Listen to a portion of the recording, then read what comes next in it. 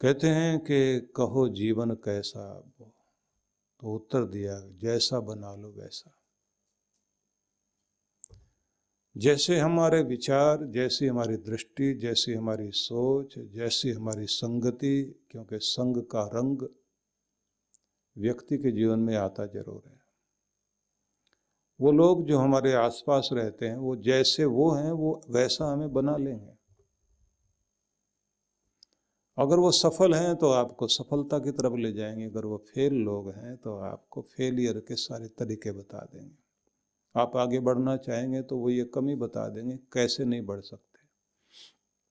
अच्छे लोग आपको ये जरूर बता देंगे कि आप कैसे आगे बढ़ सकते हैं। तो ये बात हमेशा ध्यान रख लीजिए कि जीवन की बस यही परिभाषा है। संभल गई तो उत्सव है, नहीं तो केवल तमाशा है। इसलिए अपने आप को संभाल लेना। इसी के लिए हमारे ग्रंथों में तरह तरह के संदेश दिए गए हैं। यह संदेश जो हम गीता से प्राप्त करते हैं, ये संदेश हमारे जीवन को दो भागों में बांटकर प्रेरित करते हैं कि आपकी आध्यात्मिक यात्रा में भी आप सफल हों और आप अपने लौकिक यात्रा में भी सफल हों। अर्जुन के रथ पर बैठे हुए श्री कृष्ण अर्जुन को उसके जीवन की सफलता का संपूर्ण मार्ग दर्शाते हैं कि इस जीवन युद्ध में तुम कैसे सफल होगे।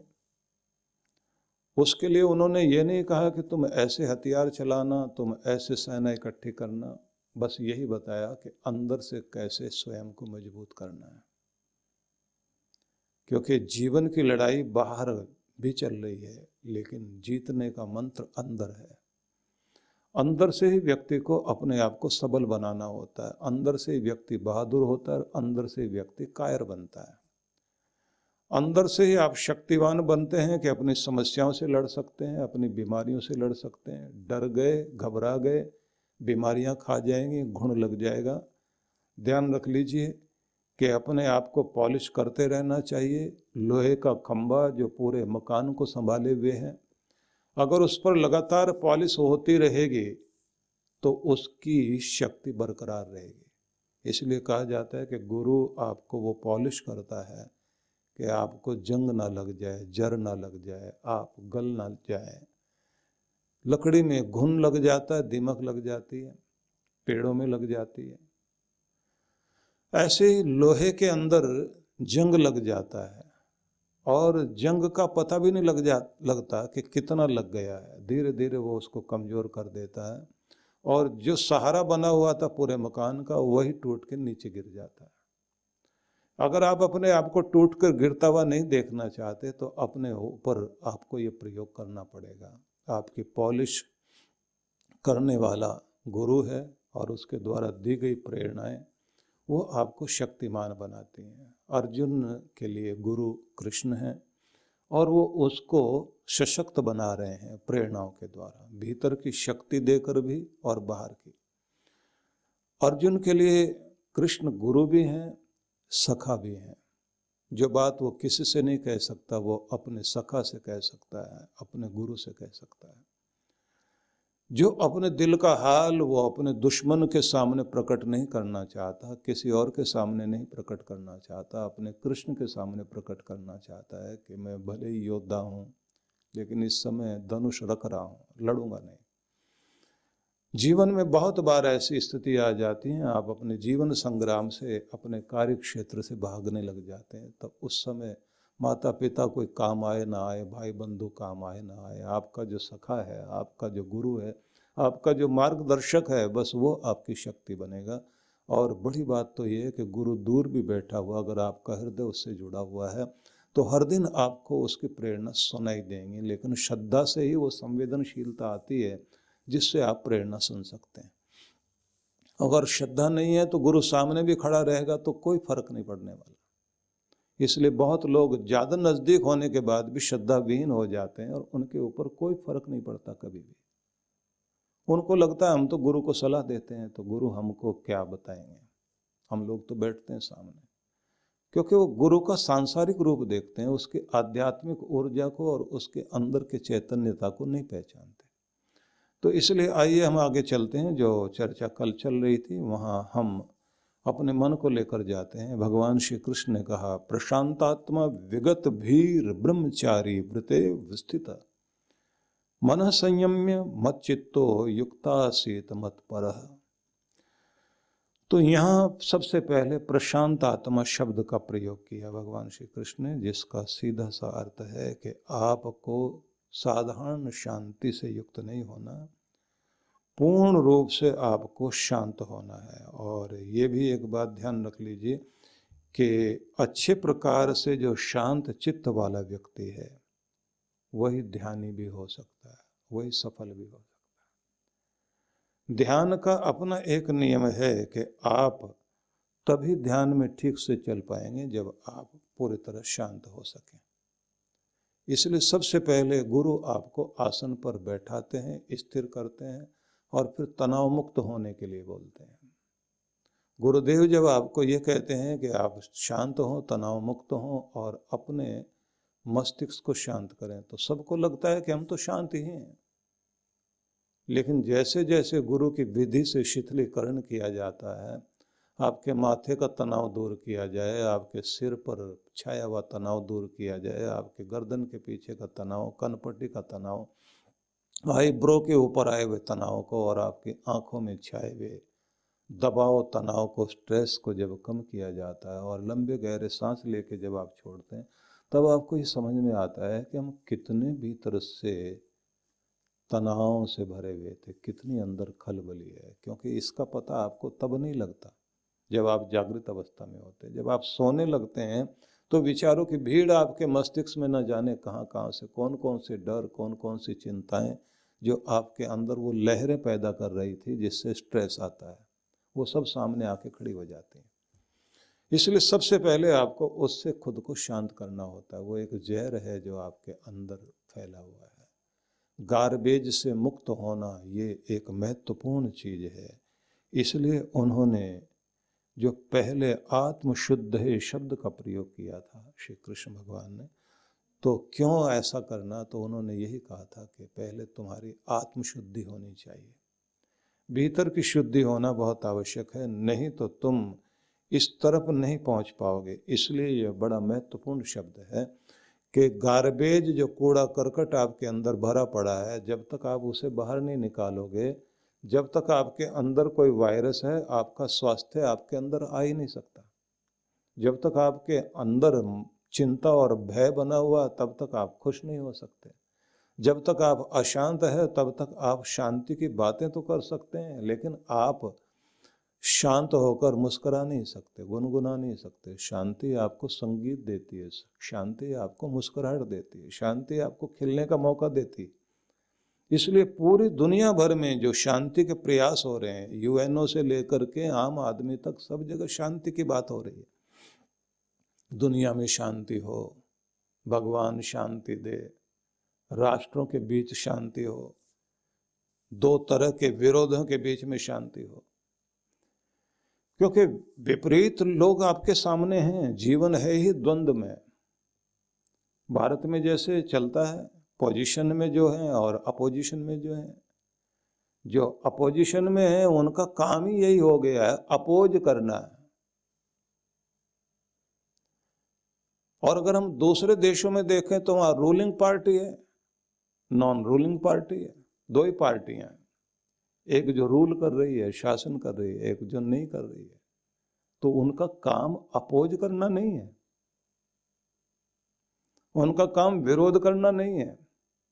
यहाँ तो ऐसा ही लगता है कि जैसे किसी भीड़ के अंदर किसी की गाड़ी फंस गई और वो बेचारा बोनट खोल के गाड़ी को ठीक कर रहा है और पीछे बहुत सारी लाइन लगी हुई और सब हॉर्न बजा रहे हैं, और वो अपना बोनट छोड़ करके गाड़ी का और पीछे आता, भाई साहब आपके गाड़ी में बैठ के हॉर्न मैं बजा देता हूँ, मेरी गाड़ी ठीक कर दीजिए। क्योंकि हॉर्न बजाना, चिल्लाना तो बहुत आसान है। समस्या का समाधान करो ना, जिससे आपको चिल्लाना ना पड़े और हम आगे बढ़े। तो इसलिए आपको ये भी मैं बता देना चाहता हूं कि सबसे पहले आप खुद देखिए कि आपके अंदर कितना कितना गार्बेज, कितना कितना कूड़ा करकट है। वो तनाव का हो सकता है, भय का हो सकता है। इसलिए श्री कृष्ण अगला शब्द एक और बोलते हैं, विगत भी, भय के पार जाना और शांति से युक्त होना। अगला शब्द एक और है, ब्रह्मचारी व्रते स्थित है, संयम की साधना जिसकी है। भटकाव के लिए बहुत आकर्षण है दुनिया में, जिसने खुद को साध लिया और जिसने अपने डर को जीत लिया। फिर अगला शब्द है मन संयम्य, और मन को नियंत्रित करना आ गया, मन के ब्रेक का प्रयोग करना सीख लिया। महाराष्ट्र में आप जाएं तो वहां की रोड पर आपको मनाचा ब्रेक लिखा दिखाई देता है। उसका मतलब ही है कि मन के ब्रेक का इस्तेमाल कीजिए। अगर आपकी सावधानी है, पहले मन में आए कि ब्रेक लगाना है, मन का कंट्रोल आपको आ जाए तो आप अपने गाड़ी में ठीक चलेंगे। इसलिए सावधान चाहिए। इसलिए तो सड़कों पे लिखा होता है, सावधानी हटी और दुर्घटना घटी। आप जब तक सावधान हैं तब तक आपकी यात्रा ठीक जा रही है। एक क्षण में लम्हों ने खता की और सदियों ने सजा पाई। एक लम्हे की गई गलती सदियों तक आपको रुलाती है। लेकिन उस पर रोते रहना नहीं है, उससे आगे बढ़ना है। जो हो गया हो गया, आगे बढ़ो, अपने आप को संभालना है। तो बात ध्यान रख लीजिए, भय रहित और अच्छे प्रकार से शांत चित्त वाला ध्यानी हो सकता है। अनेक तरह के भय जिंदगी में चारों तरफ हैं। तो मैं देख रहा हूँ कि भगवान श्री कृष्ण के शब्द बड़े अद्भुत हैं, और उन शब्दों में थोड़ा सा अटकना और मन को अटकाना, कि हम बहुत तरह के भयों में जीते हैं। जिंदगी का, जीवन का भय, जीवित रहेंगे कहीं मौत ना आ जाए, बीमारी ना खा जाए, नौकरी का भय, घर परिवार ना टूट जाए, मेरे रिश्ते खराब ना हो जाए, मान सम्मान ना चला जाए, न जाने किस किस का भय पूरी दुनिया में शासन कर रहा है। भय सबके ऊपर भय का शासन है, डर का शासन है। भय है, नचा रहा है। अभी तो गवर्नमेंट ने नियम ऐसे बना दिए, अब कोई बंदर को नहीं नचाता, सांप को नचाता हुआ नहीं दिखाई देता, सर्कस भी अब नहीं होते। लेकिन एक समय तक आप लोगों ने देखा था कि भारत में बंदर नचाए जाते थे, और बंदर नाचता था तो वो तरह तरह की चीजें करता दिखाई देता था। उसमें से एक चीज ज्यादातर लोग देख के खुश होते थे, कि बंदर वाला बंदर वाले को, बंदर और बंदरिया बैठी हुई है, और वो आवाज देता है कि देखो, बंदर को कहता है, और तुम्हारी माँ ने पानी मंगाया, लेके आओ, और बंदर वहीं बैठा हुआ।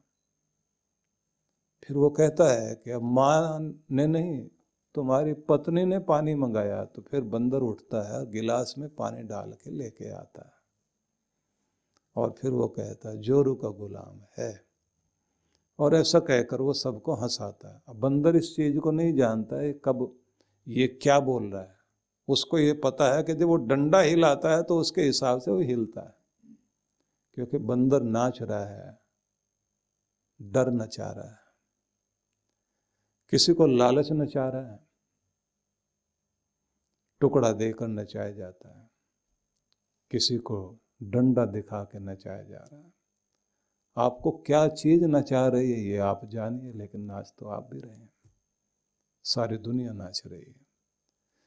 तो जो अपने भय से ऊपर उठकर जीना सीख गया, कहते हैं कि उसको जीना आ गया, क्योंकि जिंदगी यहीं से शुरू होती है कि भय के पार जाना सीख जाएं आप। और श्री कृष्ण भगवान ने भय से पार जाने के लिए सबसे पहले दूसरे अध्याय में यही तो सारा समझाया गीता में, कि पहले तो तुम जान लो कि तुम कौन हो। तुम शरीर नहीं हो, आत्मा हो। और आत्मा कौन? बोले वो जो जन्म से पहले भी थी, जन्म के बाद भी रहेगी। तुम पहले भी थे, शरीर धारण करके भी रह रहे हो तो तुम शरीर के अंदर रहने वाली आत्मा हो। और तुम्हारा शरीर क्या है? बोले कपड़े की तरह है, पुराना कपड़ा जैसे छोड़ दिया, नया तुमने पहन लिया। बोले फिर मौत क्या है? बोले मौसम की तरह है, जैसे मौसम बदलते हैं। या फिर इस तरह से है कि जैसे तुम्हारे खुद के जीवन में बचपन आता है, किशोर अवस्था आती है, यौवन आता है, बुढ़ापा आता है, तो जैसे अवस्थाएं बदलती है, ऐसे एक अवस्था, एक परिवर्तन जिंदगी का आखिरी परिवर्तन मौत है। तो ये बदलाव है। और फिर आगे फिर उन्होंने कहा कि ये भी मत सोच लेना कि उस बदलाव के बाद वो अंतिम बदलाव है, नहीं, उसके बाद में फिर एक और बदलाव है कि फिर जन्म लेकर आते हो तुम, तो ये तुम हो। और फिर कहा कि ये ध्रुव सत्य है। फिर आगे वो ये भी कहते हैं कि तुम्हारी यात्रा केवल यहीं तक नहीं है कि इस परिवर्तन का हिस्सा बने रहो, तुम वहां तक पहुंच जाओ जहां जाकर के फिर पूर्ण शांति मिलती है। डॉक्टर अर्चिका फाउंडेशन द्वारा मुक्तिनाथ धाम, पशुपतिनाथ धाम व ध्यान साधना का आयोजन होने जा रहा है 20 से 25 अगस्त 2022। हिंदू धार्मिक मान्यताओं के अनुसार मुक्तिनाथ वह क्षेत्र है जहां लोगों को मुक्ति या मोक्ष की प्राप्ति होती है। मुक्तिनाथ धाम यह उन 8 पवित्र मंदिरों में से एक है जो अपने आप में उत्पन्न हुए हैं, तथा पशुपतिनाथ के बारे में माना जाता है यह लेख लिखे जाने से पहले ही स्थापित हो गया था और जो भी व्यक्ति इस स्थान के दर्शन करता है उसे किसी भी जन्म में फिर कभी पशु योनि प्राप्त नहीं होती है। एक लंबी अवधि के इंतजार के बाद साधना के शिखर पर निवास करने वाली परम साध्वी डॉक्टर अर्चिका दीदी के सानिध्य में ध्यान का आनंद भी लें। ध्यान की सुखद छांव में जो बैठता है उसकी सभी कामनाएं पूरी हो जाती हैं। ध्यान में मन का मंथन होता है। दीदी जी के मार्गदर्शन में ही मुक्तिनाथ एवं पशुपतिनाथ यात्रा का परम सौभाग्य प्राप्त हो रहा है। साथ ही साथ आप मनोकामना मंदिर, गुप्तेश्वर महादेव मंदिर व पहावा लेक 108 जल धाराएं आदि हैं। 20 से 25 अगस्त तक इस 6 दिवसीय यात्रा के लिए आज ही अपना पंजीकरण कराएं और दीदी के सानिध्य में ध्यान का आनंद लेते हुए इस यात्रा का अनुभव प्राप्त करें। अधिक जानकारी के लिए संपर्क करें 7291986653, 7291986656, 7291986657। सद्गुरु श्री सुधांशु जी महाराज द्वारा मानव सेवा को समर्पित संस्था विश्व जागृति मिशन वर्ष 1991 से धर्म, समाज एवं मानवता की सेवा में संलग्न है। यह संस्था 90 मंडलों, सेवा केंद्रों के माध्यम से न केवल भारत अपितु देश के बाहर अनेक देशों में सेवा के कार्य कर रही है। संस्था की स्थापना से लेकर अब तक विगत 30 वर्षों में जहां लोगों को सन्मार्ग पर प्रेरित करने के उद्देश्य से गुरुवर ने 7000 से अधिक प्रवचन दिए हैं, वहीं देश के राज्य की राजधानियों व प्रमुख नगरों में लगभग 40 आश्रम, 25 मंदिर, सत्संग भवन व ध्यान साधना केंद्रों का निर्माण हुआ है। दिल्ली में करुणा सिंधु धर्मार्थ अस्पताल एवं फरीदाबाद के आरोग्य धाम अस्पताल में लाखों जरूरतमंद रोगियों का उपचार व ऑपरेशन किया गया है। अनाथ गरीब बच्चों के लिए सूरत में अनाथाश्रम, दिल्ली एवं कानपुर में गुरुकुल, फरीदाबाद में ज्ञानदीप विद्यालय, मुरादाबाद में सृजन प्राइमरी स्कूल, झारखंड के रुक्का खूंटी गांव में आदिवासी बच्चों के लिए 2 पब्लिक स्कूल समेत दिल्ली में उपदेशक महाविद्यालय भी बनाया गया है। इन शैक्षणिक संस्थाओं में लगभग 2500 बच्चों को शिक्षित व संस्कारित किया जाता है। दिल्ली के आनंद धाम आश्रम में जहां वृद्धाश्रम एवं वानप्रस्थ संचालित हैं, वहीं आश्रम की कामधेनु गौशाला में 125 गौओं की सेवा की जाती है। कामधेनु गौशाला की तरह ही देश के प्रमुख नगरों में 7 अन्य गौशालाएं भी संचालित हैं। साथ ही पूजा पाठ, यज्ञ अनुष्ठान से लोगों में धार्मिक भावना जागृत की जाती है। गरीब जरूरतमंद महिलाओं को सक्षम बनाने के लिए जहां कई तरह के प्रशिक्षण दिए जाते हैं, वहीं गरीब कन्याओं के विवाह में सहयोग भी किया जाता है।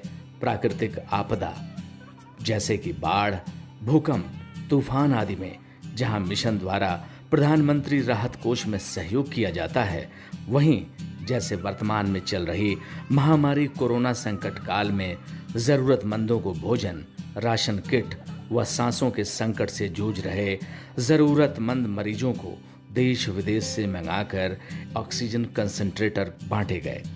मानव सेवा को ईश्वर भक्ति मानते हुए सेवा परमो धर्म के भाव से विश्व जागृति मिशन के सेवा कार्य निरंतर जारी हैं। आइए मिशन के सेवा पथ पर बढ़ते कदमों में कदम से कदम मिलाकर चलें और मानवता की सेवा में दान सहयोग कर पुण्य के भागीदार बनें।